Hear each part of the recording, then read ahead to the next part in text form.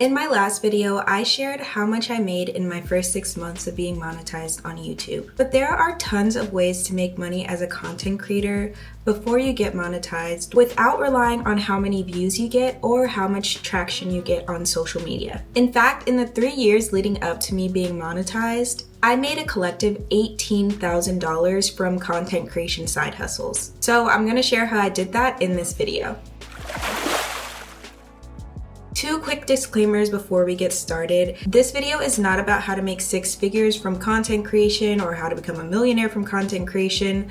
I don't know how to do that. I just said I made $18,000 from these side hustles in 3 years, which if you do the math, that's about $500 per month, which is definitely supplemental income. I know I could use an extra $500 a month, but it's nothing to quit your day job over. And second disclaimer, I'm no business school professor. I'm not well read on all the business theory. Collectively, my parents have owned 4 businesses my whole life. I've been very involved in their businesses, and as a consequence, I've been a serial entrepreneur since I was like 3 years old. So that's the perspective you're gonna get in this video. Okay, now let's move on to the good stuff. First, I wanna talk about what you can sell as a content creator. Then we'll talk about how to find customers, and lastly, I'll share a few things on how to stand out from competition. First, I wanna break down to you how I think about business and things you can sell in general, and then I'll talk about them specifically in the context of content creation. So at its core, business is just an exchange of goods and services for monetary compensation. From my perspective, there are 3 types of things that you can sell. First, you can sell a product, an actual thing, whether it's physical or digital,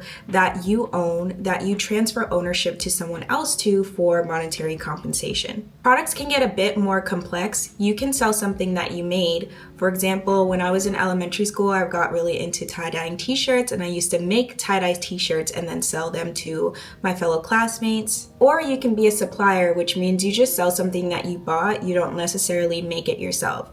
So another example of this is in elementary school, I sold candy. I used to buy candy at the candy store and then sell it at school because there was nowhere to get candy at school. Another example of this type of exchange is like selling old clothes to thrift stores or having a yard sale. You're just selling things that you already owned. And lastly, with products, instead of transferring ownership, you can rent or loan things you own. For example, like Airbnb businesses are examples of loaning or renting something that you own. Another example of this that applies to content creation is like renting out studios or renting out filming equipment for other people to use. Next, you can provide a service, a thing that you do for someone else in exchange for money. This is pretty straightforward. There are so many types of service businesses, and I feel like in terms of content creation, most content creation falls under a service or a blend of product and service. My first service business that I did was actually braiding hair. I learned how to braid my own hair, and in high school, I started braiding my friends' hair and family's hair for a set amount of money. And this third type of thing you can sell, I've separated, even though technically it is still a service, but it's a knowledge exchange service. So with this type of service, you are sharing a certain specialty knowledge or skill set that you have with someone else in exchange for money. And examples of these types of businesses are tutoring, consulting, providing how-to guides or resources for other people based on things that you know. I would also consider like school and higher education knowledge exchange services. Okay, so now let's apply this to content creation. As you get deeper into content creation, there are certain skills that you acquire that are actually really valuable skills. Some of these skills are videography, photography, script writing or creative writing, set design, production, project management, photo editing, video editing, social media management, SEO skills, web design. I could go on. With all of these skills that you develop, you can use them to create a product that you sell. You can use the skill to provide a service, or you can teach someone else that skill. The skills that I listed are skills that I feel like I've developed some sort of competency in over the years. And these are the skills that I use to make money as a content creator before I was monetized, and even what I still do now as supplemental income. In terms of things that I've sold, I've made videos videos for other people. I've made other people's YouTube intros. In terms of services, I've provided video editing services. I've been a social media manager, so running other people's social media accounts for money. And I've also done some script writing specifically for other people's videos. And as far as knowledge-based services, I've provided like tutoring, so I've done one-on-one sessions where I teach people the basics of video editing.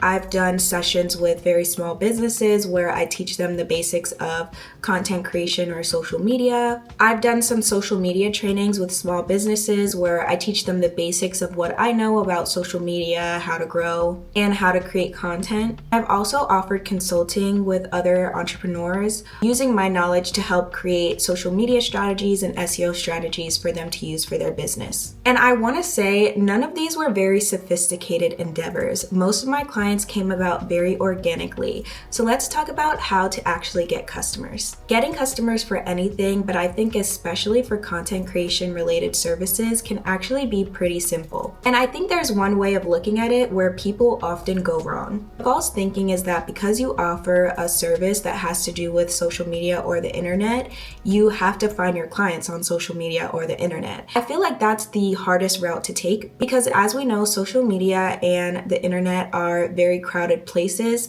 and there's often this level of distrust because you just don't know who you're talking to, especially if you don't already have a fan base that trusts you. And so when you're thinking about how to market your content creation services, I think it's actually best to think of it in an omni-channel way. Who can you connect with in person who needs help with their social media presence or online presence? And I think the clients or customers that are most prime for content creation services that you can interact with in real life are small local businesses. The reason that I gravitate to local businesses or small businesses is because they actually are in need of content creation in order to grow their businesses, but it's usually not their specialty or something that they want to invest a bunch of time in because they're small business owners and they have a bunch of other things to do. So how do you connect with these entrepreneurs? Sometimes you might actually know them in your existing social circles. For example, my first social media management client was a friend's mom who had started a personal training business on the side and wanted help building her social media presence. So the dream is to get clients inbound, which means you are not actually pitching to people, but people are coming to you soliciting your services. You can work towards this by just being loud and open about what you do, the skills you have, and the projects you're working on.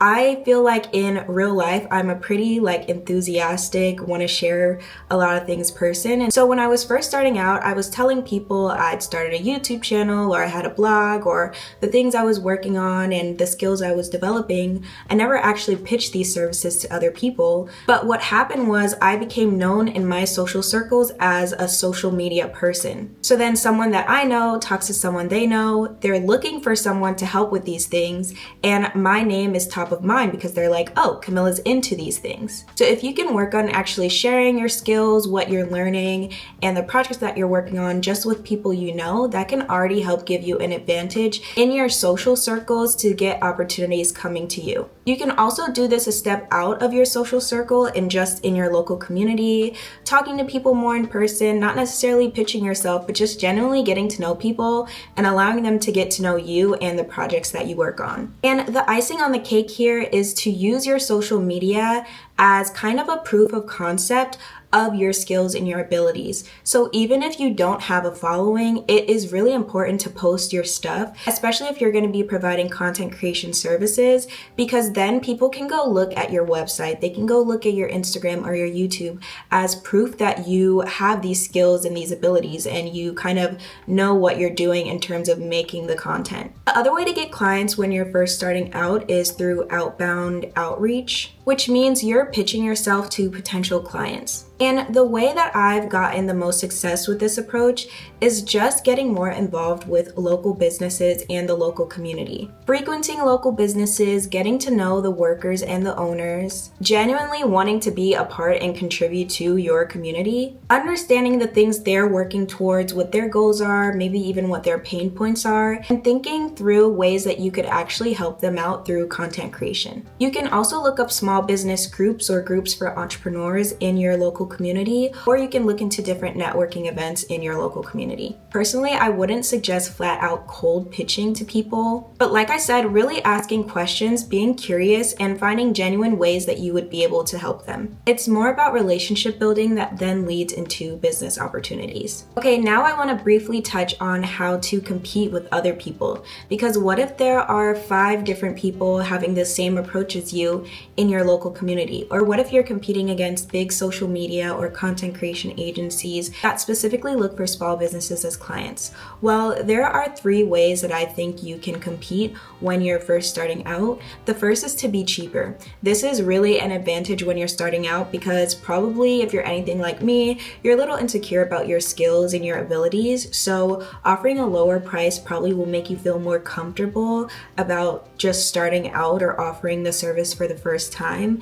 And it also makes it a bargain and therefore a no-brainer for the small business because they're probably not sure about how to work either. I feel like offering lower prices at the start just makes it easier to get business going. And as you prove your value to your clients, you can start charging more in the future. The next way to compete is to be faster. For example, offering to edit a video in 3 days instead of 2 weeks. This can often be an advantage point because a lot of times small businesses are not that organized and don't have processes set and sometimes need things last minute.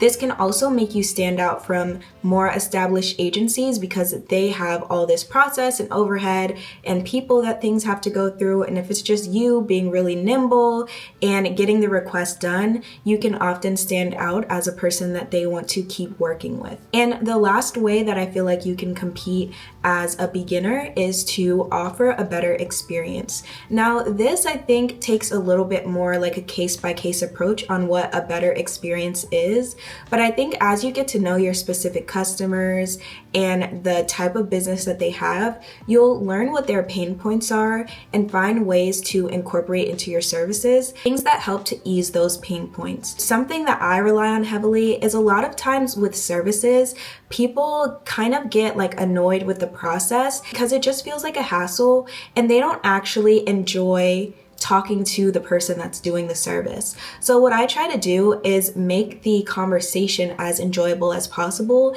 and not something that's like, oh boy, I have to take time out of my day to talk to this person to get this thing done. So if you can make what you're doing interesting and make the conversation interesting and actually enjoyable, that's one advantage you can have. Sometimes you can make the experience better by having more availability. For example, in my mom's business, a lot of her customers keep coming back to her because she's always available when they have any questions about taxes or things like that. So that's my kind of framework on how to make money as a content creator without being monetized and without having a following. And this has definitely worked for me in the past and still works for me now. So I hope you learned something and got something valuable out of this video. I am thinking about offering an exclusive step-by-step guide on how to make your first $1,000 as a content creator, again, without having a following, without being monetized, and without relying on sponsorships. If that's something that you would be interested in, then subscribe to my Patreon. It's completely free to subscribe to my Patreon, like there's no membership fee or anything, but I think that'll be a good way to keep up with me outside of YouTube if you want to get notified on when I do make this guide available. So check the link in the description box if you would be interested in that. Thanks for watching. I'll see you next time, and in the meantime, don't forget to spend time creating. Bye.